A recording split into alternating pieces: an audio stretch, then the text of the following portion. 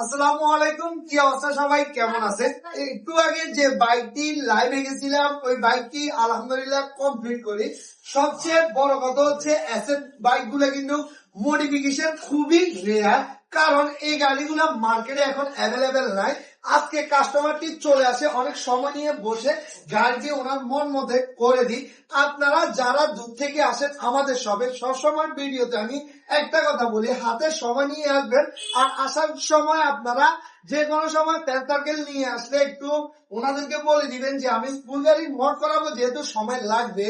দেখা গেল হয়তো ওনাদের হাতে সময় থাকে না, আপনি আপনার শখের বাইক মডিফিকেশন করবেন, আপনার সময় দিতে ভালোই লাগবে, কিন্তু আরেকজন বোরিং ফিল করবে। তো এই কারণে দূর থেকে যারাই আসবেন দয়া করে এগুলো ভেবে চিন্তে আসবেন। ভিডিওতে এগুলো বলার কারণ কি, আপনারা যাতে এটা থেকে শিক্ষা নেন আর আসার সময় নিজেরা ওইভাবে আসেন। তবে আলহামদুলিল্লাহ ওনারা 4 জন আসার পরেও একটা বারের জন্য তারা দেয় নাই।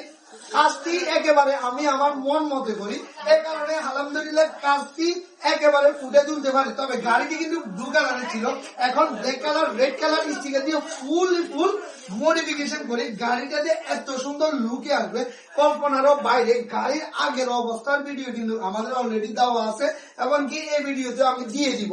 আপনারা চাইলে কিন্তু শখের বাইক এরকম করতে পারবেন। সেম টু সেম যদি একটা বাইক রং করতে চান, কমের ভিতরে দেখা যায় 20 থেকে 25,000 টাকা খরচ করে, কিন্তু এই গাড়িটাকে নিজের মন মতো করতে আমাদের সবই খুবই কম খরচে আমরা করে দিই। আর আমরা সবসময় একটা কথা বলি, সেটা হচ্ছে আপনারা বাইরে থেকে যখন স্টিয়ার গুলো নিয়ে আসেন, নিয়ে আসার পর দেখা যায় আপনাদের মন মতো হয় না। যেমন এই গাড়িটি আমার সাথে কন্ট্যাক্ট হয়, ব্লু কালার ছিল আর রেড কালার স্টিকার গুলো করে দিব, এগুলো কিন্তু আমাদের কাছ থেকে দিই, কিন্তু আমার কাছে জিনিসটা ভালো লাগে না।